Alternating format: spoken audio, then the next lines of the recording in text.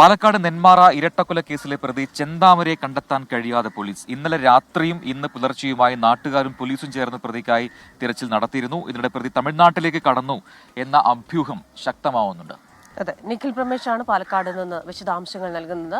നിഖിൽ, പ്രതിക്കായുള്ള തെരച്ചിൽ ഒരു വശത്ത് തുടരുകയാണ്. ഇപ്പോൾ പല രീതിയിലും പലയിടങ്ങളിലും തെരച്ചിൽ നടക്കുന്നുണ്ട്. അത് ഏത് രീതിയിൽ പുരോഗമിക്കുന്നു? മറ്റൊന്ന്, ഇന്ന് കൊല്ലപ്പെട്ടവരുടെ പോസ്റ്റ്മോർട്ടം നടക്കുകയാണല്ലോ.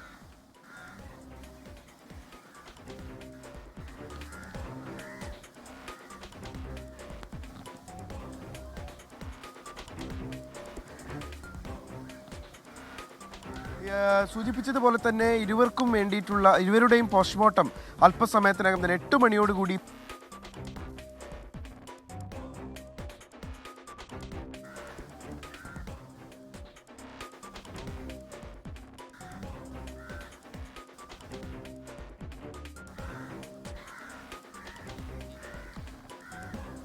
നിഖിലിന്റെ ശബ്ദത്തിൽ എന്തോ ഒരു തടസ്സം ഉണ്ടെന്ന് തോന്നുന്നു. നമ്മൾക്ക് ഒന്നും കേൾക്കാൻ സാധിക്കുന്നില്ല. എന്തായാലും പ്രേക്ഷകർ ഈ കേസ് ഇന്നലെ മുതൽ കേൾക്കുന്നുണ്ടാവും. പാലക്കാട് ജയിലിന് പുറത്തിറങ്ങിയ പ്രതി 2 പേരെ കൊല്ലുന്നു. ആ വീട്ടിലെ തന്നെ ഒരു വ്യക്തിയാണ് 5 വർഷം മുമ്പ് കൊലപ്പെടുത്തിയത്. ഇന്നലെ കൊല്ലപ്പെട്ട സുധാകരൻ എന്ന് പറയുന്ന ആളുടെ ഭാര്യ സജിതയെ കൊലപ്പെടുത്തിയ കേസിലാണ് 2019 ഈ ജയിലിലേക്ക് പോകുന്നത്. ഇപ്പൊ ജാമ്യം കിട്ടി ഒരു 1.5 മാസം മുൻപ് ഈ ചെന്താമര പുറത്തിറങ്ങുന്നു. അപ്പോഴും ആ പക തീരുന്നില്ല എന്നുള്ളതാണ്. ആ കുടുംബത്തെ അപ്പാടെ തകർക്കുക എന്ന രീതിയിൽ ഭീഷണി മുഴക്കിക്കൊണ്ട് വടിവാൾ ഉയർത്തിക്കൊണ്ട് പലതവണ ആ വീട്ടിൽ വന്നു എന്ന് ഈ കൊല്ലപ്പെട്ട സുധാകരന്റെ മകൾ തന്നെ പറഞ്ഞതാണ്.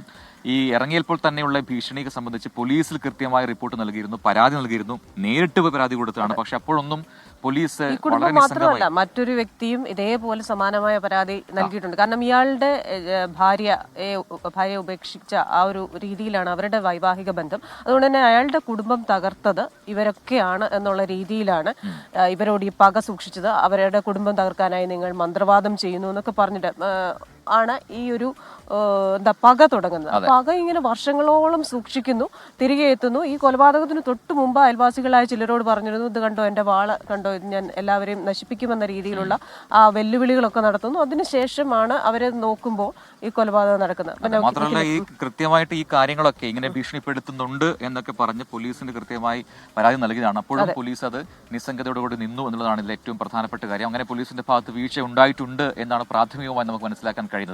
നിഖിൽ തുടരുന്നുണ്ട്. നിഖിൽ, ഈ ചെന്താമരയ്ക്കുള്ള തിരച്ചിൽ ആ കാടും മലയും ഒക്കെ അഴിച്ചുപെറുക്കി പോലീസ് നടത്തുന്നുണ്ട്. പക്ഷേ ഒരു തുമ്പുമില്ല എന്നാണ് നമുക്ക് മനസ്സിലാക്കാൻ കഴിയുന്നത്, അല്ലേ? ഈ തമിഴ്നാട്ടിലേക്ക് കടക്കാനുള്ള സാധ്യത എത്രമാത്രം ഉണ്ട്? തീർച്ചയായിട്ടും പ്രജിൻ, ഇതുവരെ ഒരു തുമ്പും പോലീസിന് പ്രതിയെക്കുറിച്ച് ലഭിച്ചിട്ടില്ല. ഞാൻ അല്പസമയം മുൻപ് പോലും അന്വേഷണ ഉദ്യോഗസ്ഥരുമായി സംസാരിച്ചിരുന്നു. അവർ വലിയ തിരച്ചിൽ തന്നെ നടത്തുന്നുണ്ട്. ഈ പ്രതിയെ എത്രയും വേഗം പിടികൂടുക എന്നുള്ള പോലീസിനെ സംബന്ധിച്ചിടത്തോളം ഒരു അഭിമാന പ്രശ്നമാണ്. കാരണം ഇത്തരത്തിൽ ജാമ്യ ഉപാധികൾ ലംഘിച്ചുകൊണ്ട് ഒരു പ്രതി നാട്ടിലിറങ്ങി നടക്കുന്നുവെന്ന് പോലീസിനെ അറിയിച്ചിട്ടും പോലീസിന് ആ കാര്യത്തിൽ വേണ്ടുന്ന ഇടപെടൽ നടത്താൻ കഴിഞ്ഞില്ല എന്നുള്ളത് ഒരു പോരായ്മ തന്നെയാണ്. ഒരു പക്ഷേ ഈ പരാതികൾ ലഭിച്ച സമയത്ത് തന്നെ, അതായത് സുധാകരന്റെ മകളുടെ പരാതിയോ അല്ലെങ്കിൽ അയൽവാസികളുടെ പരാതിയോ ഒക്കെ ലഭിച്ച സമയത്ത് തന്നെ പോലീസ് വേണ്ടുന്ന ഇടപെടൽ നടത്തി ഇയാളുടെ ജാമ്യം റദ്ദാക്കിയിരുന്നെങ്കിൽ ഒരു പക്ഷേ കൊലപാതകങ്ങൾ നടക്കില്ലായിരുന്നു എന്നുള്ളതാണ് ഏറ്റവും പ്രധാനപ്പെട്ട കാര്യം. അതിൽ പോലീസിന്റെ ഭാഗത്ത് വീഴ്ച സംഭവിച്ചു എന്നുള്ള കാര്യത്തിൽ യാതൊരു തർക്കവുമില്ല. ഇന്നലെ രാത്രിയും കാടടച്ച തിരച്ചിലാണ് പ്രതിക്ക് വേണ്ടി നടത്തിയത്. പ്രതിയെ ഈ പ്രദേശത്തോട് ചേർന്ന് തന്നെ ഈ പോത്തുണ്ടിക്ക് അടുത്ത് തന്നെ വെച്ച് കണ്ടു എന്ന് നാട്ടുകാരിൽ ഒരാൾ പറഞ്ഞതിന്റെ പശ്ചാത്തലത്തിൽ അവിടെ പോലീസും നാട്ടുകാരും ചേർന്ന് വലിയ തിരച്ചിലാണ് നടത്തിയത്. നമ്മളിവിടെ ശ്രദ്ധിക്കേണ്ട ഏറ്റവും പ്രധാനപ്പെട്ട ഒരു കാര്യം, പോലീസിനൊപ്പം തന്നെ നാട്ടുകാർ വലിയ അമർഷത്തിലും രോഷത്തിലുമാണ്. പ്രജിൻ, ഈ പ്രതിയെ കണ്ടെത്തുന്നതിന് വേണ്ടിയിട്ട് നാട്ടുകാരും സമാനമായ രീതിയിൽ തന്നെ, അതായത് പോലീസ് എങ്ങനെ ഇടപെടുന്നുവോ അതുപോലെ തന്നെയുള്ള ഇടപെടലാണ് നാട്ടുകാരും നടത്തുന്നത്. അവരും വലിയ അമർഷത്തിലാണ്. ഇത്തരത്തിൽ 3 കൊലപാതകങ്ങൾ നടത്തുക, ഒരു വീടിന് അനാഥമാക്കുക. അതുകൊണ്ട് തന്നെ ഈ ഇവരോടുള്ള അമർഷം, ഈ പ്രതിയോടുള്ള അമർഷം പോലീസിനുള്ളത് പോലെ തന്നെ നാട്ടുകാർക്കുമുണ്ട്. അതുകൊണ്ട് തന്നെ നാട്ടുകാർ വിശദാംശങ്ങൾ നൽകുന്നത്. നാട്ടുകാരുടെ രോഷം എന്ന് പറയുന്നത് അതിന് വലിയ ന്യായീകരണമുണ്ട്. ഒരു കുടുംബത്തിലെ 3 പേരാണ് നഷ്ടപ്പെട്ടത്. ആ കുട്ടിയുടെ ഒരു അവസ്ഥ ഒന്ന് ആലോചിച്ച് നോക്കൂ. അമ്മ, അച്ഛൻ, മുത്തശ്ശി, ഇത്രയും പേര് പെട്ടെന്ന് ജീവിതത്തിൽ നിന്നില്ലാതാകുന്നു. അപ്പോൾ ഇന്നലെ കുട്ടി പറയാൻ, ഞാനും സാധാരണ അച്ഛൻ്റെ കൂടെ ഉണ്ടായിരുന്നെങ്കിൽ എൻ്റെ ജീവനും നഷ്ടപ്പെടുമായിരുന്നല്ലോ എന്നത് ചോദിക്കുന്നുണ്ട്.